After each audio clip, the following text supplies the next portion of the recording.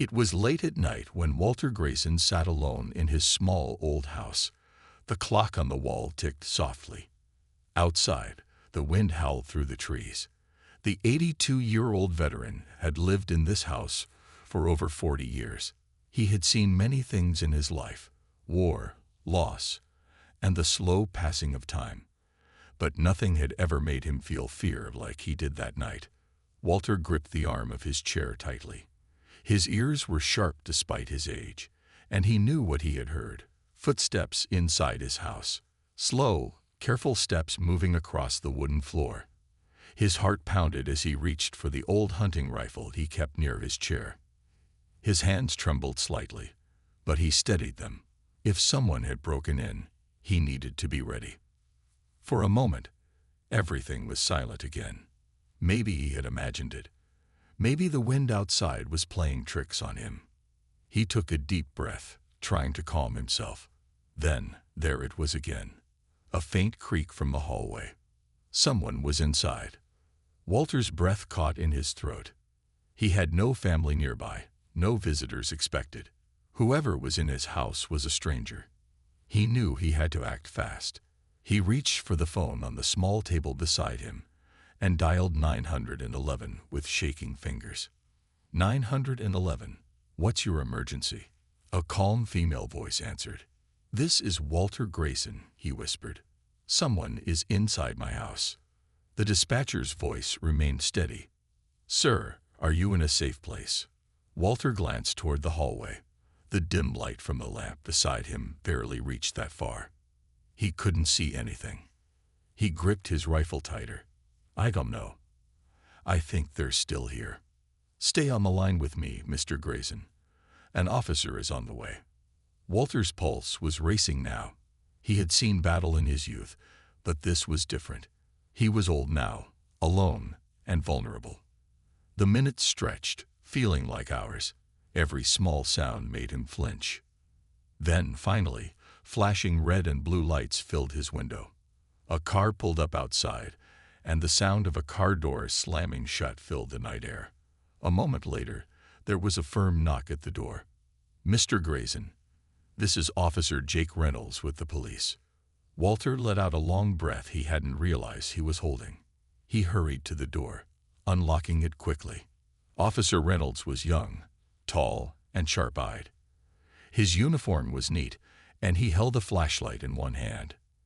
He stepped inside, scanning the room carefully. Are you all right, sir? Walter nodded, though his hands were still shaking. I heard someone inside. Footsteps. Reynolds nodded, his expression serious. All right. Stay here. I'm going to check the house. Walter stood frozen as the officer moved through the hallway, his flashlight cutting through the darkness. The silence in the house felt heavier now. The officer checked each room, opening closets, looking behind furniture. Minutes passed. Finally, Reynolds returned, his brow furrowed. There's no one here, sir. Walter frowned. But I heard them. Reynolds didn't dismiss him. Let's check something. His flashlight swept the floor carefully. Then he paused.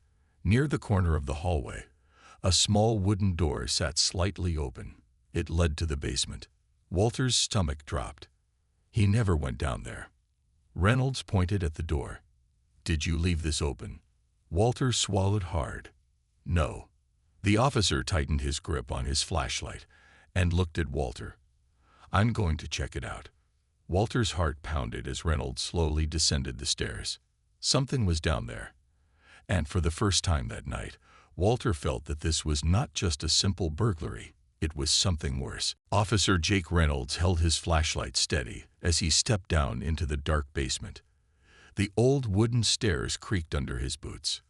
The air was thick with dust, and a damp, musty smell filled the space. Walter Grayson stood at the top of the stairs, gripping the railing tightly. His old heart pounded as he watched the officer disappear into the shadows. Walter rarely went into the basement. His late brother, Charles, used to keep tools and storage down there, but after Charles passed away, Walter had no reason to go down anymore.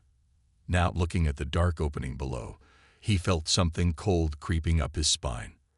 Officer, Walter called out, his voice shaky. "Give me a second," Reynolds answered. His voice echoed in the basement. He swept his flashlight across the walls, revealing old boxes, rusted metal shelves, and stacks of yellowed newspapers. Cobwebs hung in the corners like forgotten curtains. Everything looked undisturbed, until Reynolds noticed something strange. In the far corner of the basement, a wooden trapdoor was slightly open. A small gap revealed complete darkness beneath it. Reynolds frowned. "Mr. Grayson, do you know about this trapdoor?" Walter's face went pale. "A trapdoor?" "Yes, sir. It's cracked open." Walter shook his head. "I never knew there was one." Reynolds bent down and carefully pulled the wooden panel all the way open. A rusty metal handle was attached to it, and dust covered its edges, except for one thing: the hinges. They looked clean, as if they had been used recently. Reynolds shone his flashlight inside. A set of stone steps led even deeper into the ground. The walls were made of rough bricks, damp with age. A deep, unsettling silence filled the air. Walter's breathing became uneven. He clutched the railing tighter. I had no idea there was something beneath the basement." Reynolds radioed for backup. His instincts told him that something wasn't right. A normal house didn't have a hidden room beneath the basement. "I'm going down," he said. Walter hesitated. "Be careful." Reynolds took slow, careful steps downward. The stone walls closed in around him, making the space feel tight. The smell was different down here, darker, like mold, and something else he couldn't quite place. Then his flashlight beam landed on something that made his breath catch. A steel door. It was old, covered in dust and rust, but it stood firm, embedded into the underground walls. Strange scratch marks covered the surface, as if something had clawed at it from the inside. Reynolds stepped closer, inspecting the door's handle. It was locked. Not with a modern lock, but with an old, heavy iron latch. He turned back toward the stairs. "Mr. Grayson, I think." A sudden noise made him freeze. A scraping sound. Something had moved behind the steel door. Reynolds' heartbeat quickened. His hand moved instinctively toward his holster, resting on his gun. He turned his flashlight back to the door, waiting, listening. The sound stopped. Silence. Then, from the other side of the door, came 3 slow, deliberate knocks. Boom, boom, boom. Reynolds took a step back. His training told him to stay calm, but his instincts screamed that something wasn't right. This wasn't a burglar hiding in the house. This was something else. He took a deep breath and raised his voice. "This is the police. If someone is inside, identify yourself." No answer. Reynolds turned and climbed the steps quickly. "Mr. Grayson, we're locking this basement until backup arrives." Walter nodded quickly, his face pale. He didn't know what was behind that door. He wasn't sure he wanted to find out. But one thing was certain. This wasn't just an ordinary night, and whatever was in his house had been hiding for a very long time. Officer Jake Reynolds climbed out of the basement quickly, his heart still pounding. The slow, heavy knocks from behind the steel door echoed in his mind. He had been a police officer for years, but he had never felt anything like this before. Walter Grayson stood at the top of the stairs, gripping the wall for support. His face was pale, his hands shaking. "What did you hear down there, officer?" he asked in a whisper. Reynolds took a deep breath. He didn't want to scare the old man, but he couldn't lie. "Something knocked on the steel door," he said. Walter's eyes widened. "Knocked? But there's no way anyone could be down there." "That door was locked, wasn't it?" Reynolds nodded. "Yes. And it's an old lock. No sign of it being tampered with." He checked the time. His backup was still a few minutes away. "Mr. Grayson, I need you to tell me everything you know about this house. How long have you lived here?" Walter swallowed hard. "Over 40 years. My brother Charles lived here before me. When he passed away, I inherited the house." He paused. "But I never knew about a hidden room beneath the basement. Charles never talked about it." Reynolds frowned. Did your brother ever act strange? Walter hesitated. He looked down, as if searching through old memories. Charles was a quiet man. He didn't have many friends. He kept to himself, spent a lot of time in the basement. But I never thought much of it. I just assumed he was working on projects or fixing things. Reynolds didn't like the sound of that. Did he ever mention locking something down there? Walter shook his head. No. But I remember, sometimes, at night, I would hear noises, scratching sounds from the basement. I thought it was just rats. He shivered. Now I'm not so sure. Reynolds turned toward the basement door. He didn't believe in ghosts, but his gut told him something unnatural was going on. He had checked the house carefully. There were no signs of forced entry. No broken windows. No footprints. So how could someone be knocking from behind a locked, hidden door? Suddenly, a loud banging sound made both men jump. Boom, boom, boom. It came from the basement. Walter gasped and grabbed onto the officer's arm. What was that? Reynolds reached for his gun. His voice was firm, but his hands felt cold. Stay here. He stepped toward the basement door and listened. Silence. Then, slowly, something scraped against the steel door below. A long, dragging sound like nails against metal. Reynolds's instincts screamed at him to get out, but he couldn't leave without knowing the truth. He switched on his radio. Dispatch, I need backup now. The radio crackled. ETA 2 minutes. He turned back to Walter. We're not going down there again until backup arrives. Walter nodded quickly. That's fine by me. The two men stood in tense silence, waiting.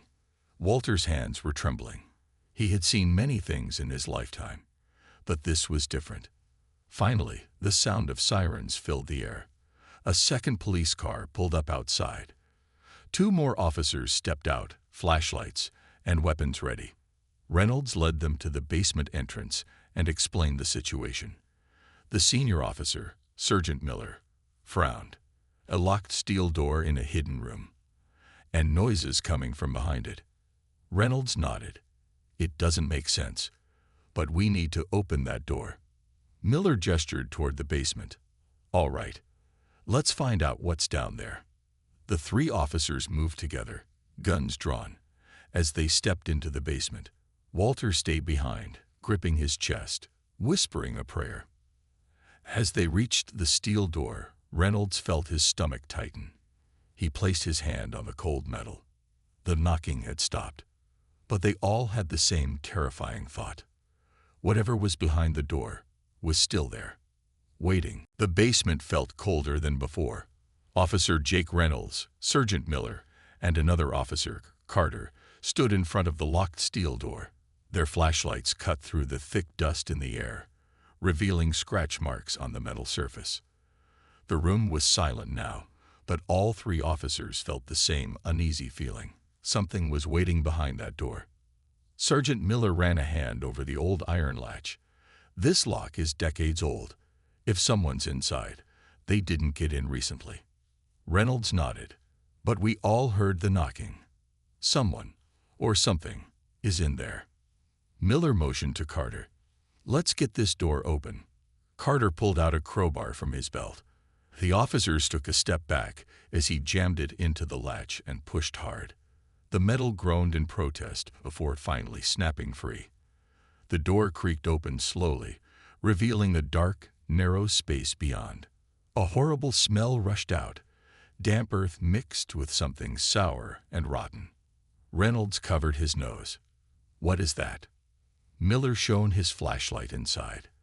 The beam revealed a small underground room with brick walls. The floor was made of dirt, uneven and rough. Old wooden crates and rusted metal boxes were stacked against the walls. The air felt heavy, as if no one had breathed it in years. Carter stepped inside first, his flashlight scanning the room. Looks like a storage area. Reynolds followed, carefully stepping over a pile of broken bricks. His light landed on a wooden chair in the center of the room. The chair had thick leather straps attached to its arms and legs. The leather was cracked with age, but it was clear what it had been used for: restraints. Reynolds felt a chill run down his spine. This wasn't just storage. Miller frowned. Someone was tied up here. Carter turned toward an old wooden crate and lifted the lid. Inside were piles of yellowed newspapers. He picked one up and read aloud. Local woman missing. Last seen near Grayson property. Reynolds stiffened.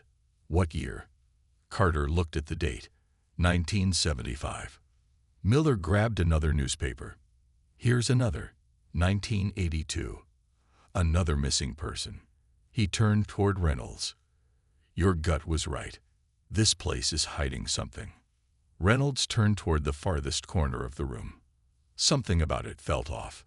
He walked closer, shining his light over the dirt floor. The ground looked disturbed, uneven. He crouched down and pressed his hand against the dirt. It was looser than the rest. I think something is buried here. Miller grabbed a shovel leaning against the wall and handed it to Reynolds. Let's find out.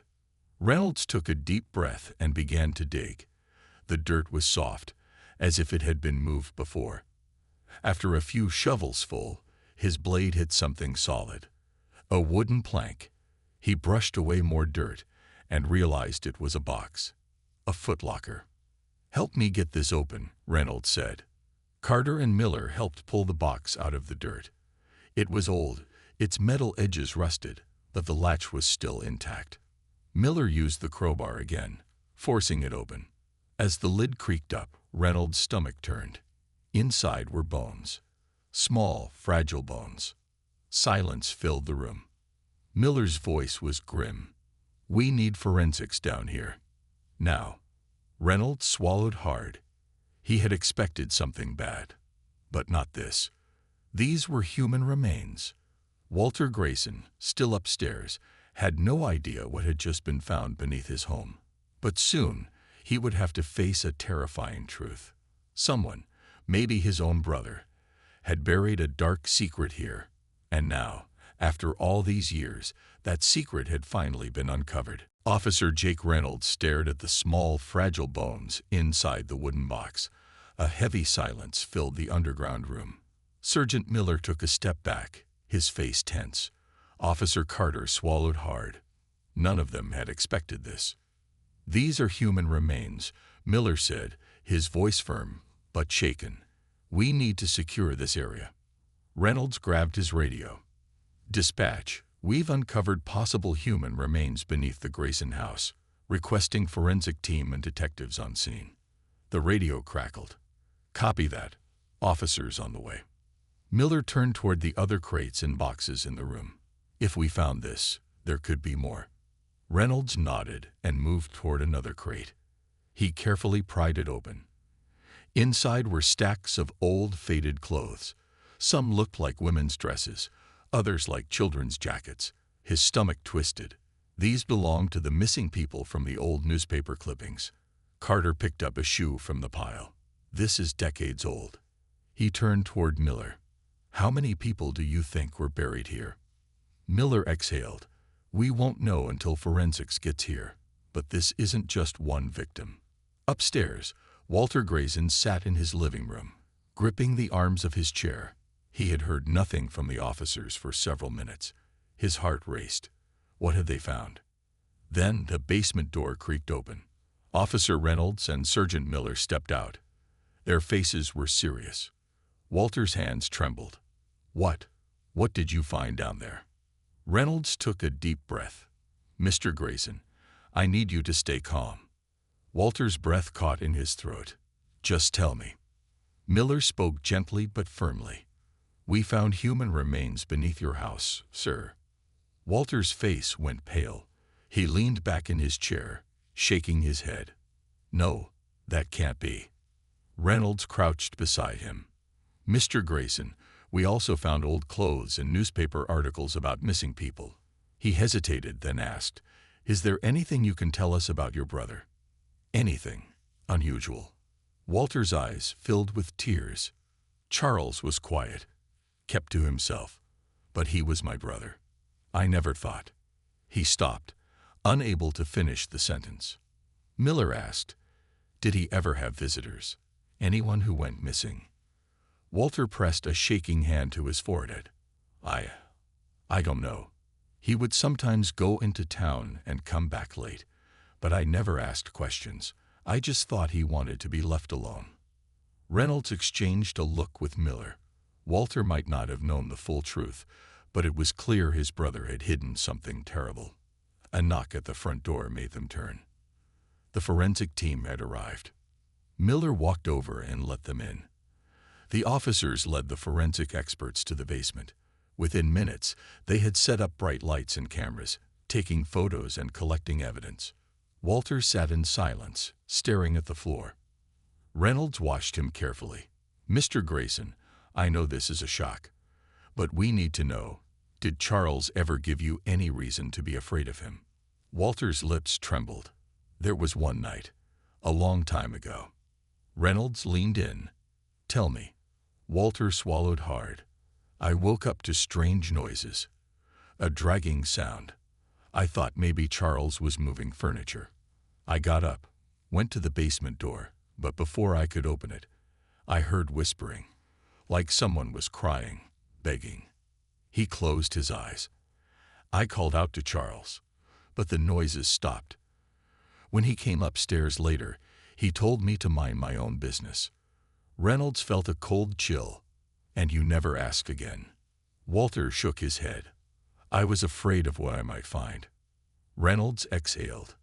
Mr. Grayson, I think your brother was involved in something terrible. Tears ran down Walter's face. I didn't know. I swear, I didn't know. Miller returned from the basement.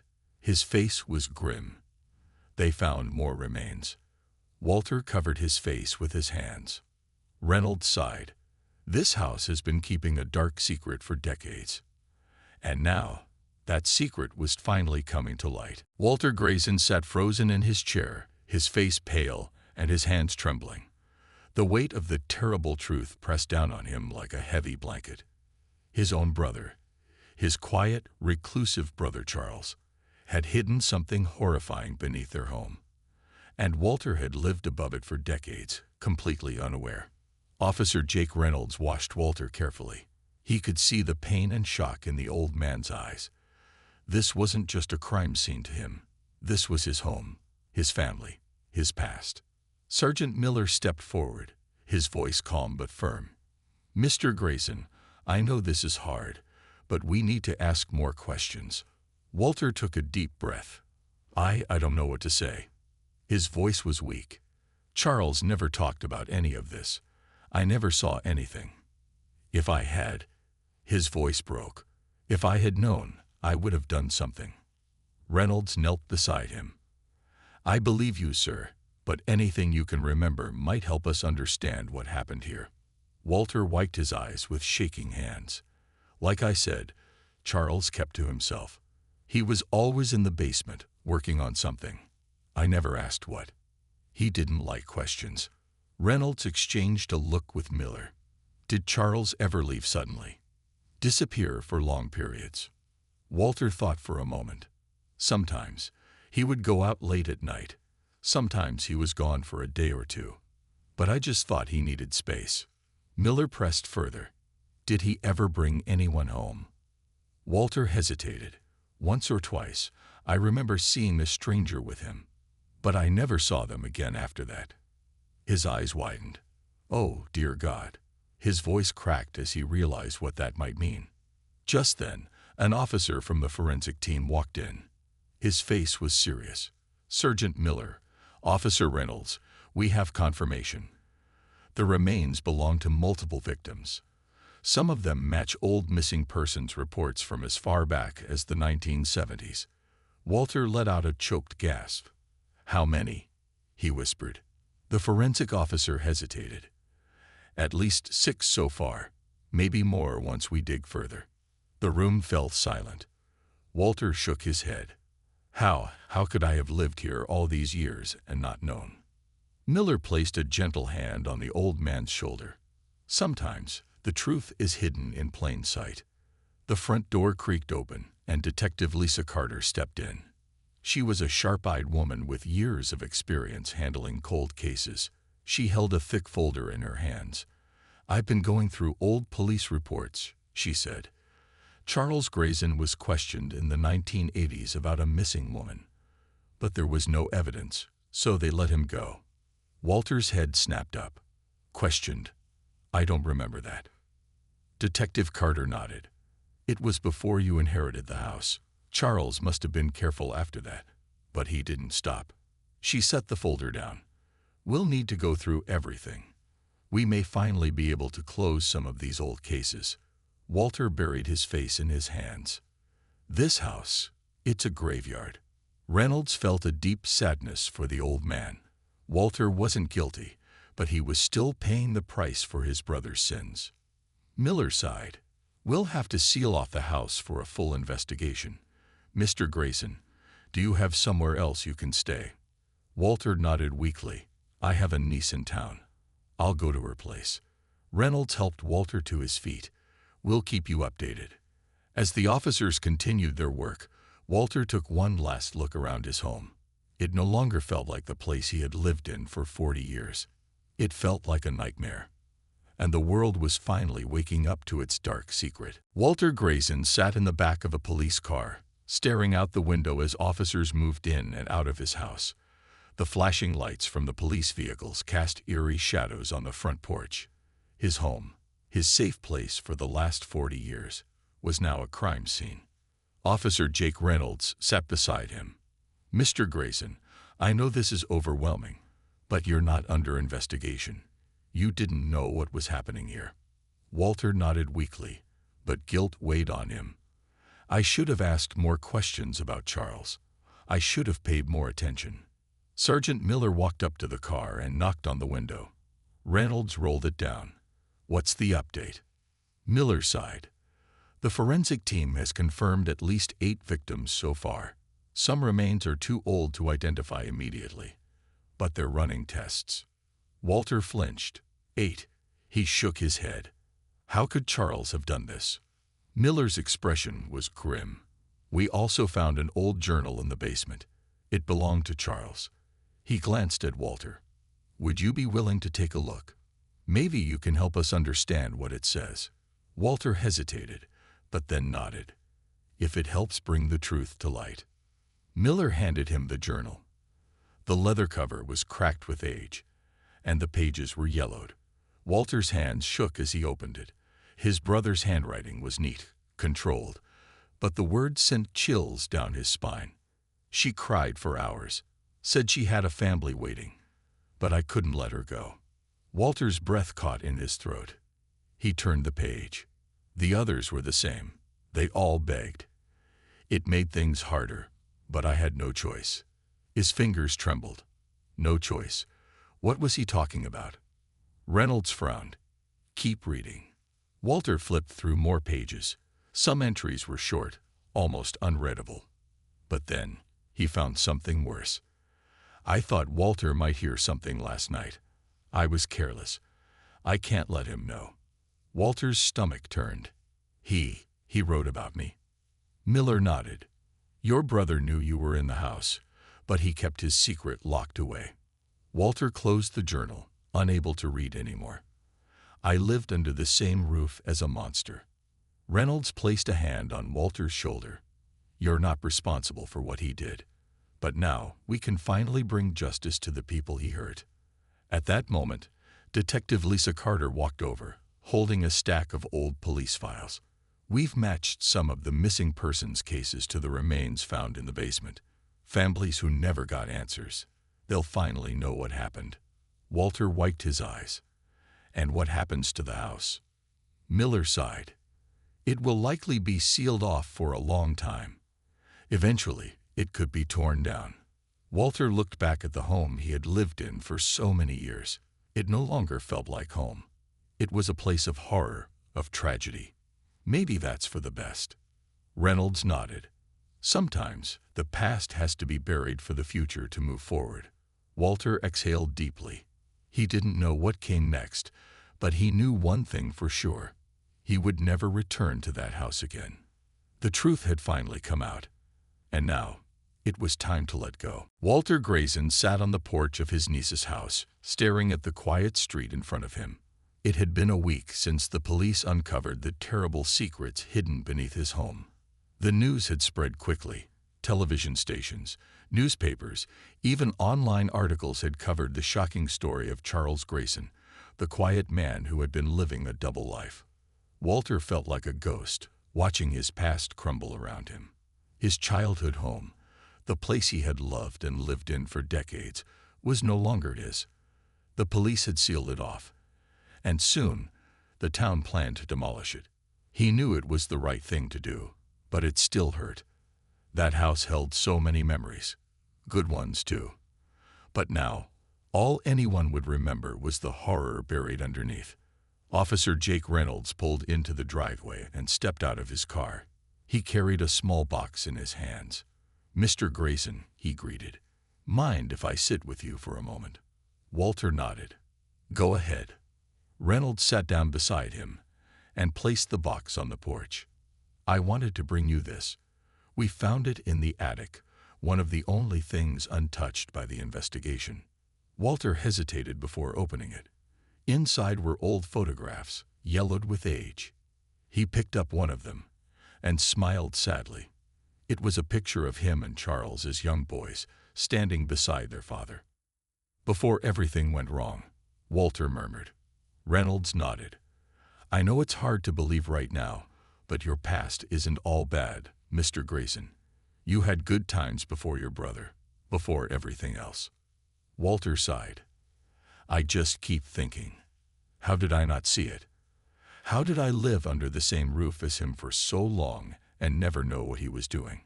Reynolds was quiet for a moment. Then he said, "Because you're a good man, Mr. Grayson. You saw your brother as family, not as a monster. That's not your fault." Walter swallowed hard. "I just wish I had done something. Maybe I could have stopped him." Reynolds shook his head. "Charles was careful. He hid everything too well. Even the police never suspected him for long. What matters now is that the truth is out, and the victims will finally get justice." Walter nodded, his grip tightening on the old photograph. He knew Reynolds was right. The past couldn't be changed, but at least the families of the missing would finally have answers. Reynolds stood up. "I just wanted to check on you. If you ever need anything, you can always call." Walter forced a small smile. "Thank you, officer." As Reynolds walked back to his car, Walter looked down at the box again. He pulled out another photograph, this one of his mother, holding him as a baby. He traced the edges of the picture with his fingers. His home was gone. His brother's dark secrets had been exposed. But Walter was still here, and he still had memories worth keeping. For the first time in days, he felt a sense of peace. The past was behind him. Now it was time to start again. The end.